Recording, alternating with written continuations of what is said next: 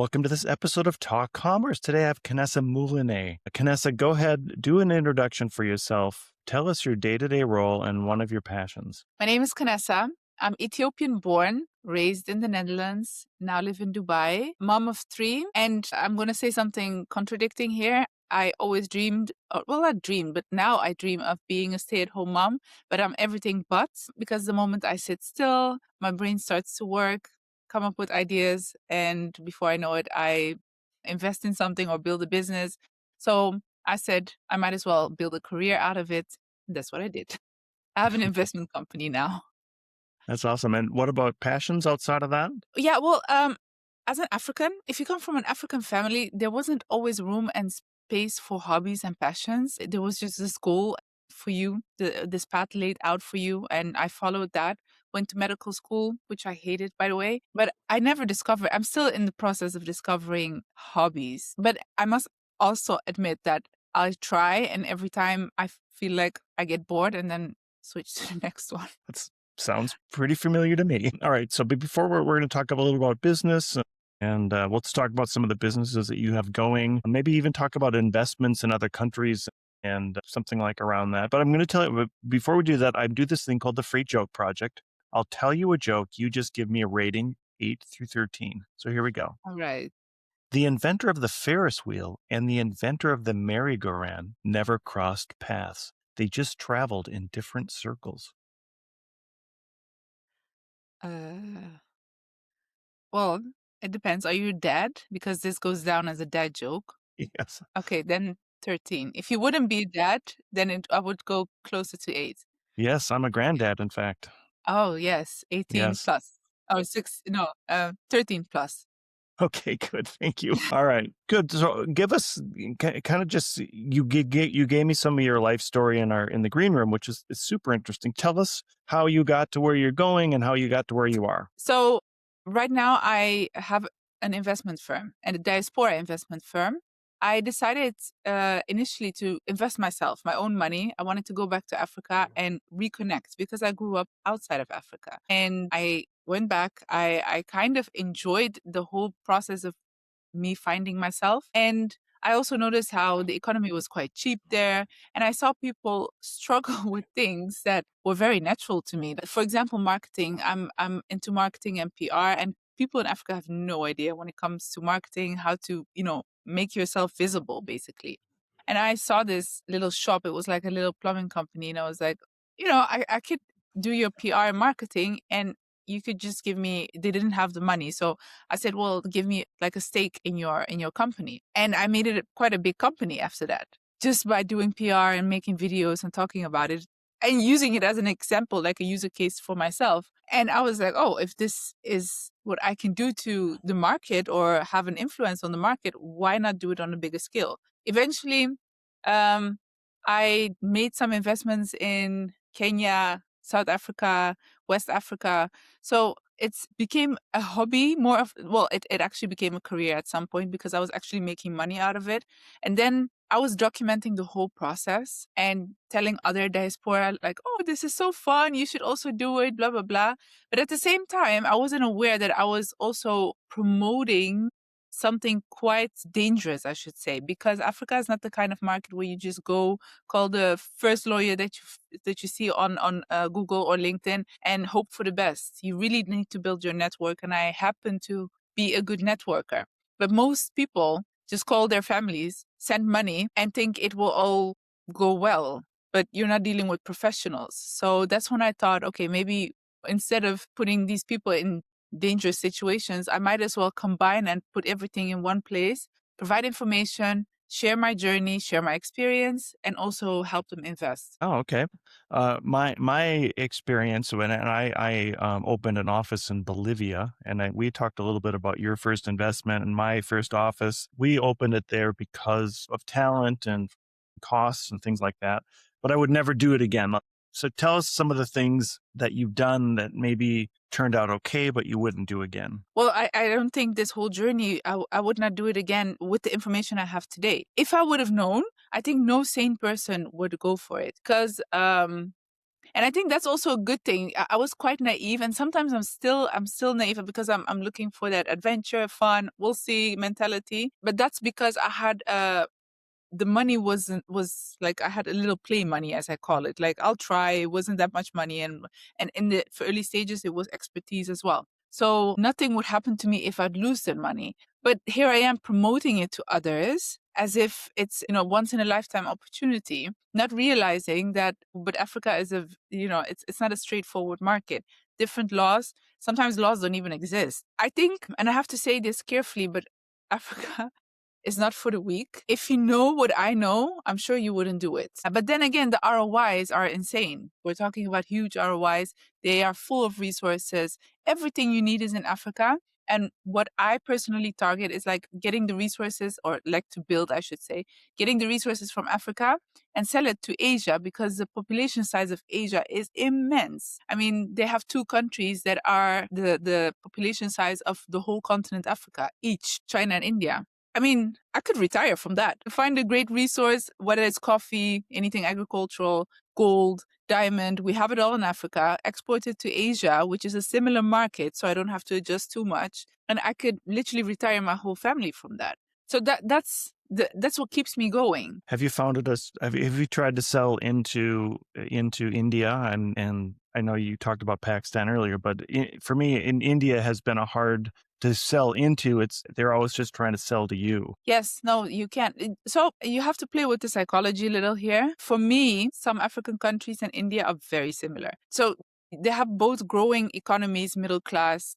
People have more and more money to spend on luxury. And the mentality is really the more you help them stand out, the more they will spend on you. It's more of a West Africa mentality. So because we're like Nigerians, for example, it's the same thing. Like because they have such a big population size, people are just there fighting to be seen. So you just have to make that process easier for them. If you do that, they pay.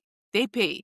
You just have to understand what they spend their money on. But they always negotiate. You have to understand that there's always that, they don't pay full price. It just feels like I don't think they can sleep at night if they pay full price for something. Yeah, my friend is Gujarati, and they're known for being very, very much traders and trying to get the best bargain. And I Yes. remember saying he was arguing over 25 cents, and I said, Yep. let's just get it, because you're spending more time in the. And he said, no, this is our. We have to do this. We don't feel good if Yes. we leave without doing the barter part. So you calculate the price, you adjust it to the market, and you just basically see the negotiation, the whole thing coming. So yeah, it's really interesting. Selling to the Indian market, I think the hardest part is selling to the Chinese market. That is quite a difficult one because they are completely different mentality wise. They speak less English. Indians are native English. And they're not so the government can change a regulation or rule like literally overnight, whereas India is quite stable. They have it's a democratic system, so I feel safer and better in India. Pakistan, I already have some investments going on there, but it's a clothing manufacturing company that I run there. But I haven't tried selling to Pakistanis yet. It's going to be an interesting topic. I might need to dive into that. But I expect it to be similar to Africa as well. Yeah, I was just I was on a call earlier that we talked about the trying to sell into South America, and that there's a lot of downward price pressure, and I think all of these developing countries have a lot of downward price pressure. And if Yes. you're selling an American product, or a product that has licensing costs that would be for Europe or for the US, those type of things are always very difficult to sell a service, especially into a country where they have other choices, and they may not value whatever that product licensing fee is for. And I've noticed that there's a certain level of business that then values that when you get to enterprise level, let's say.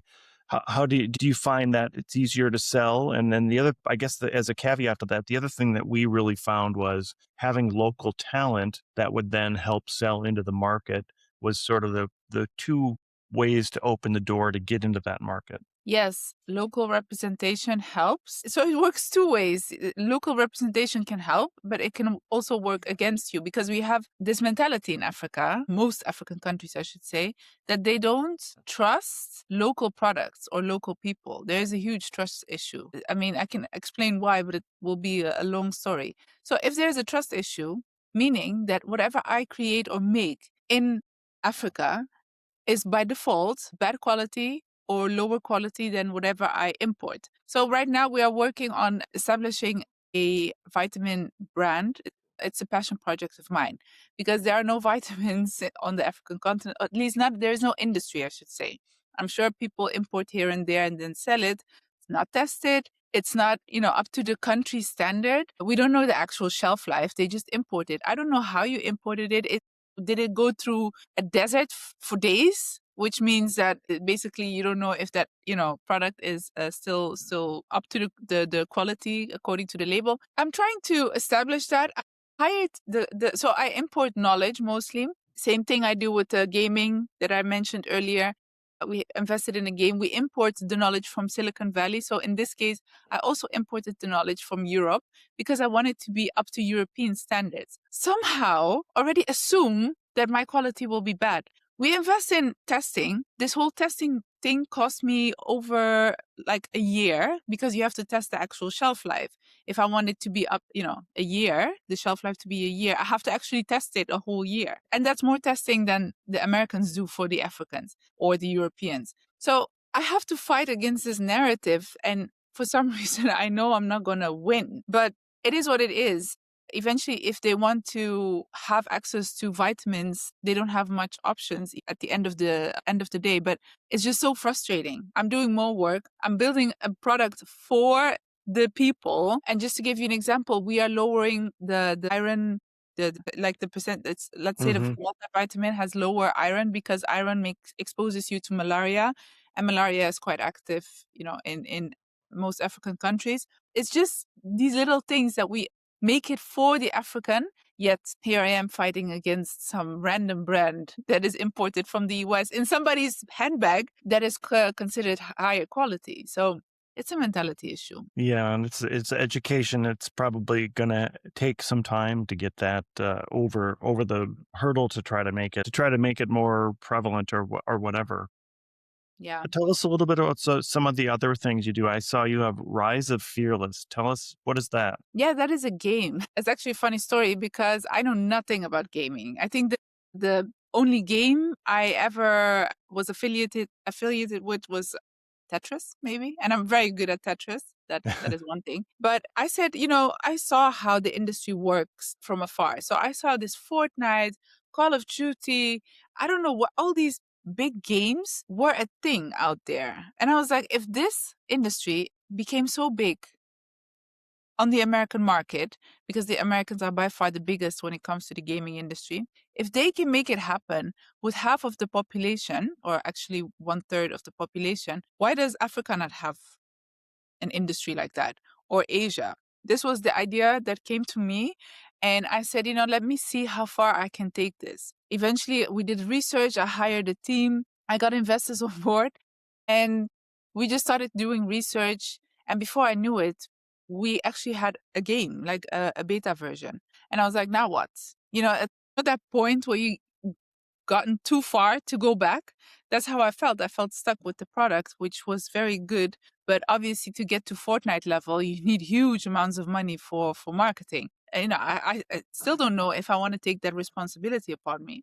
So then I went to San Francisco last November. I attended a gaming event. That's when I actually realized that I had no idea what I was doing. I met the CEOs of these big giant companies, Xbox, PlayStation, Call of Duty. I saw them all and I met them all, and they were talking to me, and I was like, I have no idea what you're talking about. And I expressed that. I told them that, like, I'm an investor. I have access to the African market, but it doesn't mean I know anything about gaming. But that opened doors because some came back to me and said, we're going to help you, get this to the African market. So now we're actually building a team, an American team that is willing to import or export, in their case, the knowledge to Africa. And they're super smart for seeing that vision because Xbox EA Sports, they're trying to enter the African market for a while now, and they haven't conquered it yet because it's also like there's a major mentality difference. But it doesn't mean that Africans don't game. They actually game a lot. Everybody games eventually. I think entertainment's everywhere, with that difference that we have a huge young population that is looking for things to do, actual things to do. So yeah, we're gonna onboard a team of Americans who currently work with Epic Games, which is Fortnite. Some of them worked with other AAA games, and I'm super happy that they see the vision and they just said, well, we'll make it happen. Talk a little bit about you said a mentality difference, and we have a company that writes content, and we have US based English writers that write it, and it's very unique where have humans writing for humans. And I always struggle with content that's maybe written by a non-English speaker that they're trying to sell into the US, and they don't see any value in having a US person write content for the US. And I feel like there's a similarity in what you talked about in the mentality of how the US thinks about the market or how the local market thinks about the US. Is there any similarity in that? I think it's more of a cultural difference. I think sometimes people don't understand that the American culture, they have a culture. And I'm saying that because I lived in Europe. I'm married to a European. And even with them, there's like a big difference between Europeans and Americans. Americans have this, which we love, by the way, but you have very much of a show persona, especially if you don't know the person. You're very nice compared to Europeans. That's one thing. You're very friendly, but that's also like, you get to know a person, and that's when you have like deeper conversations. It's mostly surface level of outside of that, where Europeans just go head on and basically tell you what they think, and here you are being offended, but that's just the European culture. Africans, on the other hand, know nothing or have nothing to do with like the American culture. It's a completely different world. And I think if an American lands on the African soil and brings their African mentality, they will have a very hard time because, of course, people will, just accommodate you for the time being, but they don't understand you. And also, there's this big thing, not just for Americans, but also for UK or Australians. You're native speakers. Not everybody in Africa is a native speaker. So sometimes it's easier for a non-native, just like me, to understand another non-native who speaks kind of broken English, to understand them than native English speakers. UK being the worst, by the way. Yeah, maybe Scotland and Northern Ireland. Oh, yes, that's Ireland. I mean, you need a course to understand what they're saying, but it's very hard sometimes to pick up. So you hear their words, but understanding is another layer. Yeah, so do you feel like one of your skills is that sort of being able to bridge between some of those cultural gaps and maybe even learning about the local culture sooner than later and helping them to understand how the business has to happen in this area? Maybe. There's also this thing called, my husband calls it, so him being a European, he says it out, he flaps it out. He calls it white disadvantage. And it's there, I know this is a topic or a sensitive topic maybe to the West, but we talk about it openly on this side of the world. There's they call it, so you have white advantage. That's what they say or mention in the West. We have white disadvantage in Africa. If you have a lighter skin color, things are more expensive and you are being treated differently. You might feel like it's better, but it's actually the opposite because you're being treated as an alien, basically. So things are more expensive. You don't get the same opportunities as locals, especially if you don't speak the language. And even if you speak the language, we just think it's cute and, we go on with our lives. People don't count you in. So I think it's going to be hard to navigate as a Western, even for diaspora, by the way, the ones that lived out of the country for a while and come back with this Western mentality, they have a hard time to navigate it. And that's what I've been through for the last 5 years. And yeah, maybe you could call it a bridge, because it's not an easy market to just step into and, just go with the flow. And my nephew's Ethiopian, so talk a little bit about Ethiopia. Have you been to that market or recently, and is it a market that you see growing? Yes. So for a long time, I didn't want to invest in Ethiopia because I wanted to keep my country clean. So it's a clean holiday destination for me where I could just go and rest. Because doing business in Africa is not as straightforward. If one politician doesn't like you, you could get arrested for no reason. I was like, I don't want that. I'm not into that. But then, you keep going back, you see opportunities, and you start maybe considering an investment here and there. It's not in my name, so maybe I can just, try this. So it's very tempting. But that's also because you see it growing and you see things where you'd be like, but wait, the answer is simple, just do this. And instead of teaching others, sometimes it's better to just do it yourself and then show others. Ethiopia is an interesting market. It's very interesting because they're the only country that have or use no foreign language, which is English, French, or Arabic. They never were colonized. They have their own calendar. So it's 2018 right now in Ethiopia instead of 2026. They have their own way of counting time. So 7 o'clock in the morning is the first hour the sun is up. So we say it's 1 o'clock, meaning 1 o'clock means the first hour the sun is up. And then after 12 hours, you count the hours the sun is down. So you have if I tell you it's, let's say 3 o'clock, that means it's 9 in the morning. So the Okay. opposite, because the sun has been up for 3 hours. It's a very indigenous way of living with the modern standard. And I love that they never changed that for any other influence. Yeah, that's awesome. Kanessa, we have a few minutes left. I'd love to talk to you all day, but before we close out, I give everybody a chance to do a shameless plug about anything they'd like. What would you like to plug today? Meaning that I could say anything? Anything you Or want to promote, yes.